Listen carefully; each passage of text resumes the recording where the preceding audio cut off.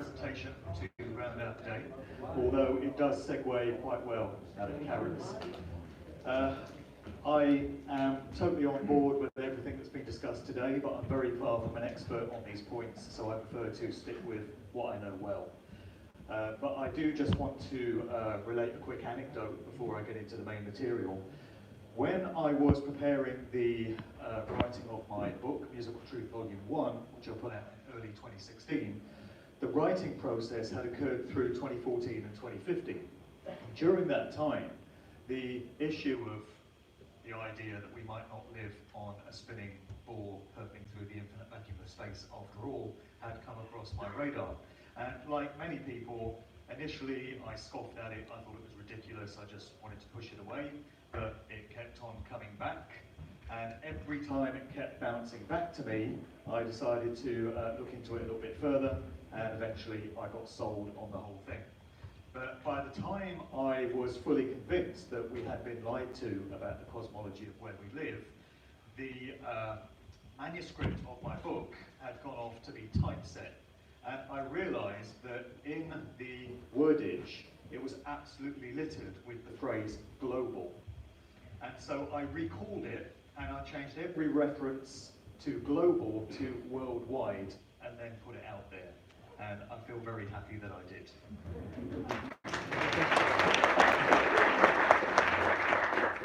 There is actually a common thread running between everything we've heard about today and what I'm about to present, and that is duplicity and deception, and the fact that the public is always the last to know. So my presentation is titled The Weaponization of Sound.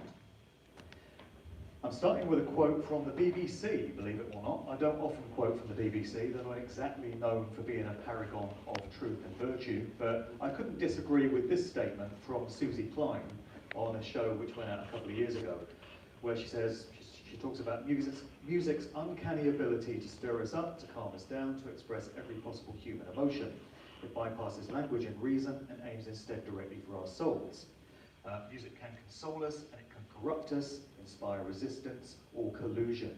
So she's speaking to the idea that sound and the manipulation of it, because everything in this existence is made up of sound and light frequency, as we heard on a few occasions today.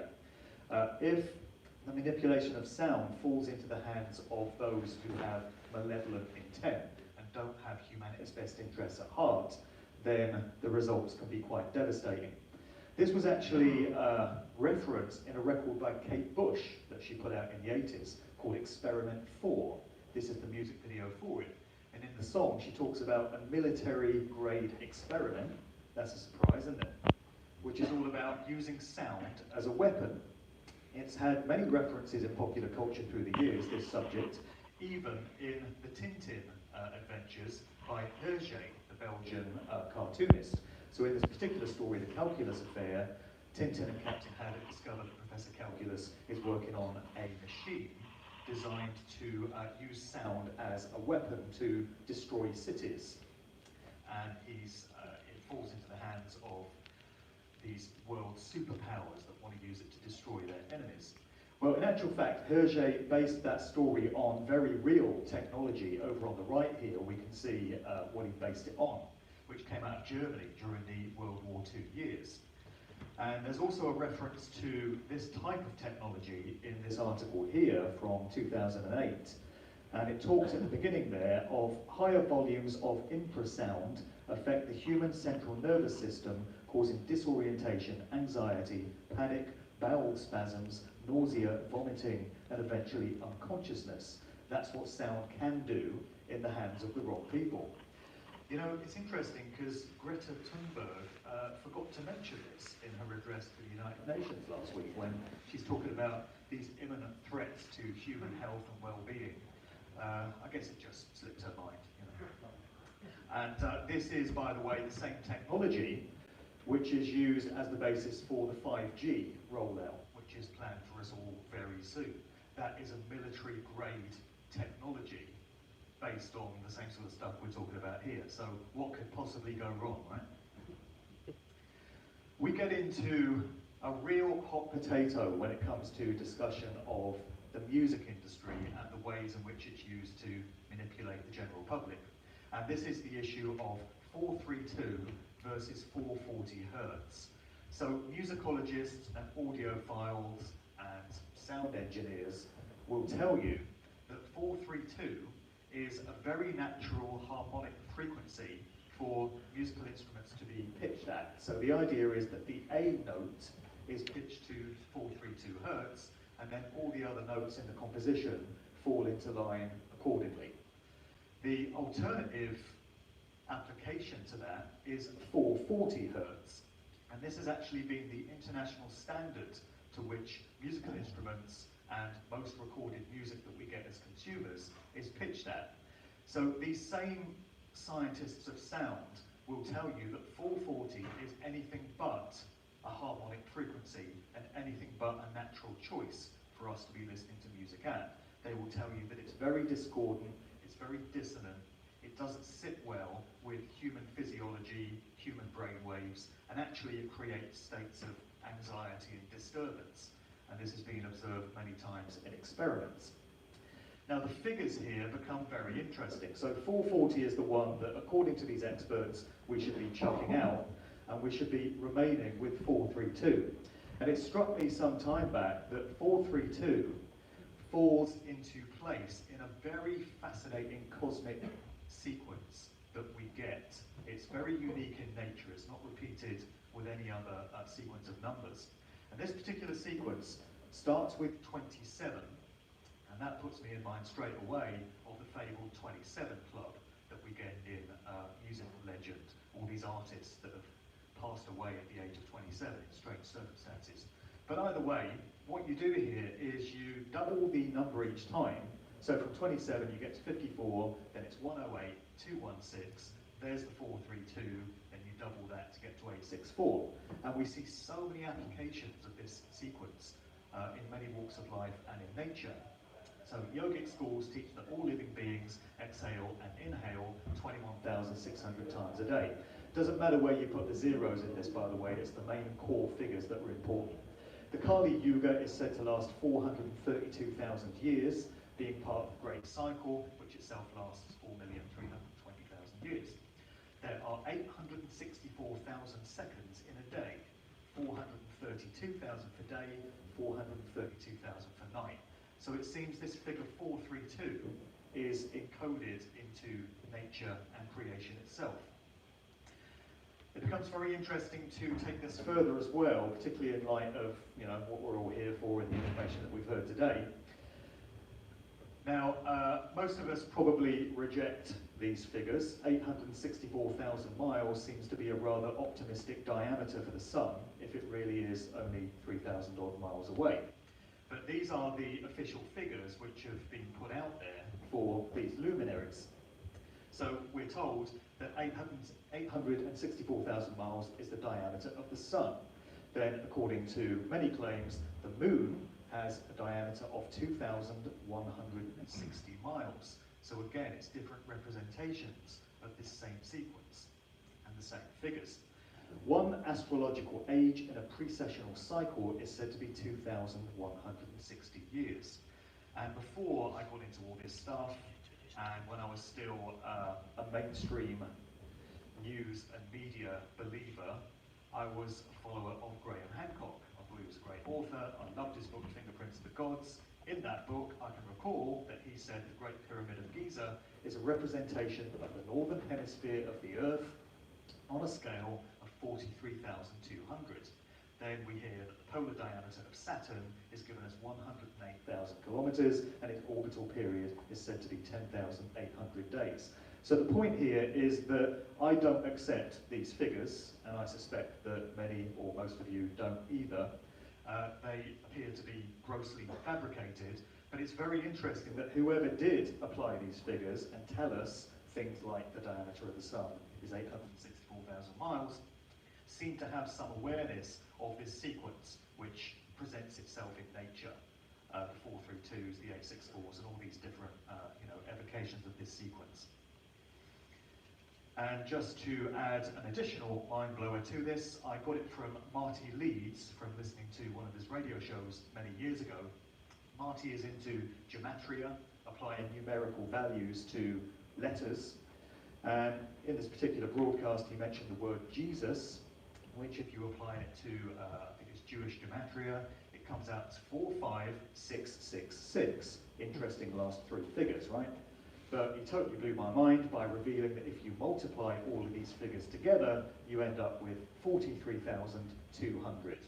So it suggests to me that 432 Hertz is indeed something which is encoded into nature by the creator, and it is the frequency with which we should be listening to our music.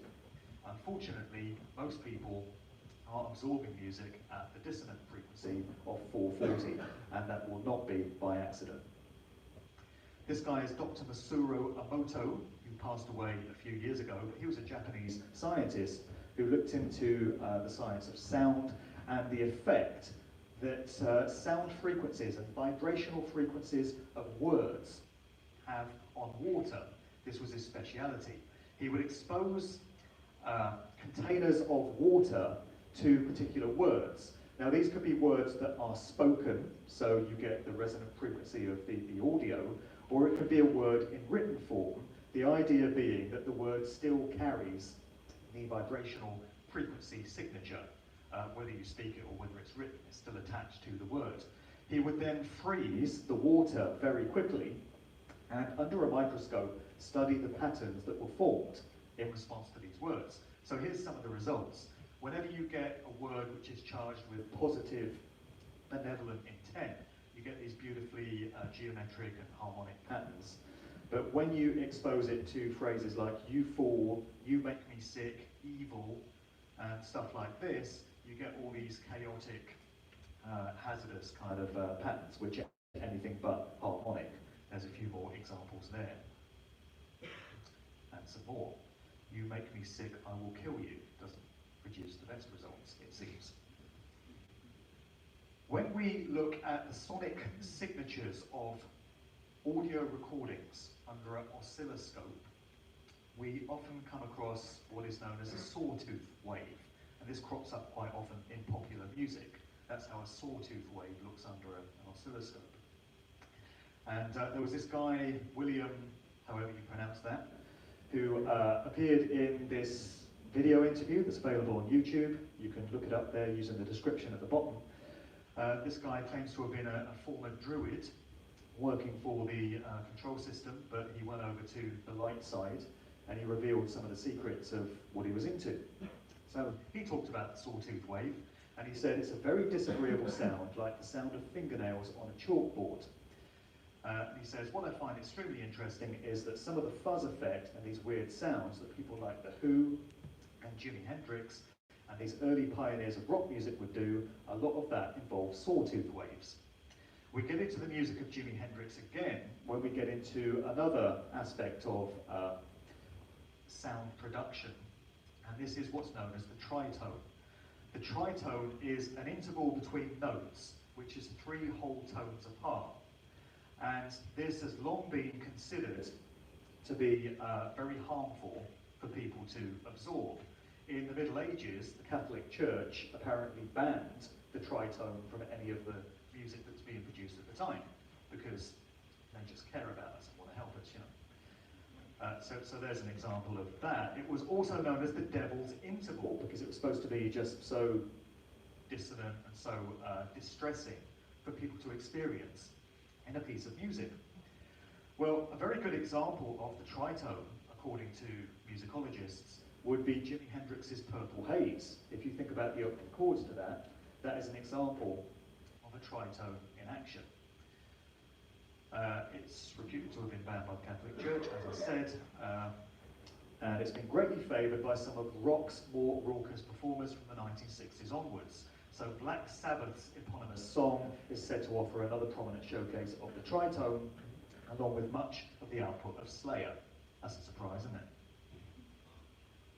The Million Song Dataset, this was an archive charting the progression or regression, you might say, of pop music between 1955 and 2010. So you had these expert analysts that were looking into the compositions of these pop songs, and they concluded that music has been getting dumber. And pop songs that have been served up to us have been more and more simplistic in their makeup, and that actually artificial intelligence algorithms are reporting what is going to make a catchy pop tune with a good hook that's going to draw people in. And the reason they've got dumber is because the attention spans of the average members of the public have been dwindling. With all these other things vying for our attention, the spans that people have to be able to concentrate on something are now down to a few seconds. So the reason pop music is now so bland is because the AI algorithms are recommending that you get more of these stupid sing-along hooks and all this to keep the listeners on board for as long as possible. Another thing that we have in the modern era when it comes to the way music is served up to us is that everything is now digitally, electronically produced. And a lot of people listen to most of their music in the form of MP3s. So the MP3 encoding process takes a much larger file, which has a full frequency audio range, and compresses it. And it does that to make a smaller file, which can be shared more easily, takes up less disk space. But the way this is achieved is that the process strips out aspects of the recording that it deems to be imperceptible to the human ear. So it might be a particular bass line, it might be a particular frequency. It gets rid of it, but it's done so subtly that the listener is unaware that this aspect of the recording is missing. So it strikes me that if you can strip away parts of a recording without anyone being consciously aware of it, then the opposite can be true.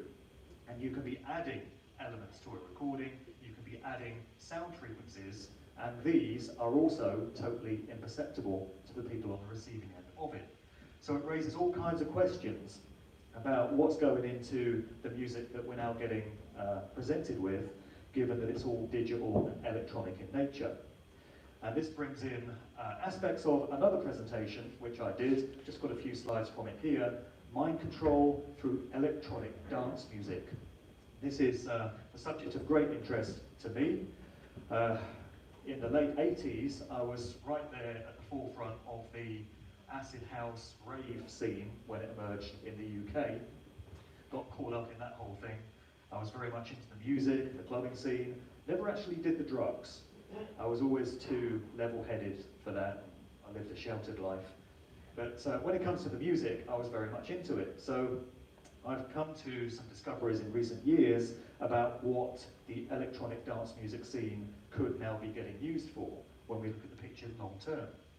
So the acid house rave scene, which grew up in the UK in the late 80s and then gave birth to the era of the superclubs in the 90s, to my mind, was very much a reboot and a repackaging of what had been done earlier in the 1960s with the hippie counterculture scene. So in that movement, you had new forms of music, psychedelic rock and country rock and folk rock, coming along to replace the styles that were there previously. You had a seemingly unending supply of LSD popping up everywhere at all these music festivals and hippie communes, and when you get into the research, you find that most of it got put out there by the CIA, who were directly responsible for this influx of LSD. And then you had all these music festivals like the Monterey Pop Festival and Woodstock and Altamont and all these others, where hordes of these hippies would gather, do the drugs, listen to the music, and just trip on out. Well, there's so much evidence now available to show that that whole scene, to a very large extent, occurred at the hands of military intelligence agencies who wanted to control the whole thing and steer it off in desired directions and monitor and surveil the results at every step of the way. So to my thinking, what we had in the UK 21 years later, kicking off in 1987-88 with the acid house scene, was simply a repackaging of that whole dynamic on the opposite side of the Atlantic. So this time, instead of LSD, you had the ready availability of ecstasy, MDMA, which was absolutely everywhere in those times. And there is some evidence to show that many of the pills that turned up at that time were coming out of military intelligence as well, British military intelligence this time.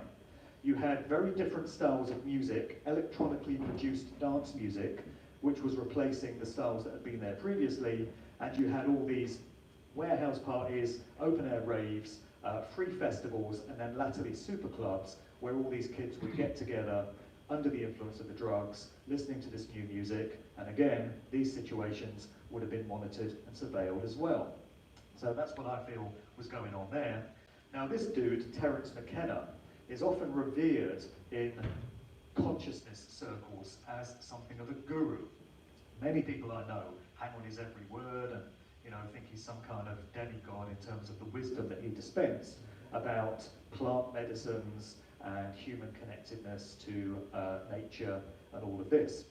Unfortunately, there is also evidence to suggest that Terence McKenna was working for at least a time in the employ of the FBI, or at least in association with the FBI. But I just want to present to you an aspect of this lecture that he delivered called Evolution in London in 1992. This was right in the midst of the birth of the superclub scene, which had come off the back of Acid House. So in this lecture he said, with electronic culture, you can create shamans for the global, his word, planetary village. And this, to my mind, is the function that rock and roll played in the 60s and house music should play in the 90s. So he's making a connection there himself between these two scenes. Through emphasis in house music and rave culture on physiologically compatible rhythms, sound, properly understood, can actually change neurological states in large groups of people getting together, creating a telepathic community of bonding that hopefully would be strong enough that it would carry the vision out into the mainstream of society. He's just explained the dynamic that takes place at these events, where you've got the combination of subliminal images being planted into the subconscious mind of the people present. You've got the mind-altering aspects of the drugs that are being consumed. You've got this electronically produced music, and you've got this kind of hive mind mentality where all the people present at one of these raves, one of these music festivals, are all kind of on the same vibe and all being exposed to the same frequencies. And we got more of the same idea some almost 30 years later on a show that was put out by the BBC, again, BBC4. It was screened in 2017, and it was talking about the cultural significance of the worldwide dance music movement. And this guy, Moby, DJ and music producer, who just happens to be descended from Herman Melville, the author of the Moby Dick novels, which is how he got his name, made this quote, very similar to the McKenna one. He said, if we were sitting here 25,000 years ago, someone might ask, what do you think is compelling those people to bang on logs and dance around a fire while lights flicker in their eyes? You also just described modern dance culture. So an anthropologist could use those same terms to describe music and dancing and hedonism 20,000 years ago or 5 minutes ago. He's speaking to these primal base desires that exist within us as humans to dance and celebrate and stimulate our minds artificially. And he's saying, this could have been the case thousands of years ago, and what we're seeing now with the dance music scene, which is massive all over the world, literally in every corner of it, is just a modern enactment of this phenomenon that's been with us forever. So looking at where the electronic dance music scene is at now, and bearing in mind that it's got literally millions of dedicated followers all around the world, the fan base is absolutely massive. They have all these events with all the light shows that accompany it and all the decor and stuff. It becomes interesting to look at some of the names of the very largest dance music events which take place. So we have Dream State in California. Right here in the Netherlands, Trance Nation and Luminosity are two big ones. Velvet Hypnotized, Atlantis, Spring Awakening, Awake, Dream Beach, Delirium Eternity, Electronic Family, Digital Society, Digital Dreams, Tomorrow World, Tomorrowland, Future Music Festival, and New Horizons. So looking at these names, they all evoke ideas of altered states of consciousness, dream states, and very specifically, a transhumanist, artificial intelligence, smart grid, Internet of Things reality, which is now upon us. We're not even marching towards it anymore because it's here. So looking at names like electronic family, digital society, digital dreams, tomorrow world, this, to my mind, is evoking ideas of where human society is headed at the hands of the crazy psychopaths that we have in control. It's revering transhumanism, it's revering electronic and digital ways of doing things and artificial intelligence as really great and where the future is headed. And it's in training the young people who attend all these dance music festivals to accept technology as something that's really good, as something to be embraced.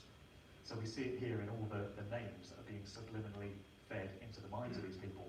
And when they're under the influence of mind-altering chemicals, and they've got all these subliminal sound frequencies coming through the music, and all the images coming through the decor that you get at these events, then that's some very powerful mind control at work. And just looking at the geographical spread of these events, you will notice that they are literally all over the world. We've got events here in Bali, LA, Chicago, the Netherlands, you know, every corner you could think of. These are comments from a couple of former ravers. So it's people that would be now in their middle age, but back in the day, when they were young and impressionable, they used to go along to these events, and they got swept up in the whole spirit of it. These comments were taken from a discussion on the David Icke forum, where a bunch of, you know, grizzled old former ravers were reflecting on what it was they were a part of. These are some very key comments, I feel. One person said, when the music got more and more hardcore, some of it used to make me feel like it was trying to take over my mind.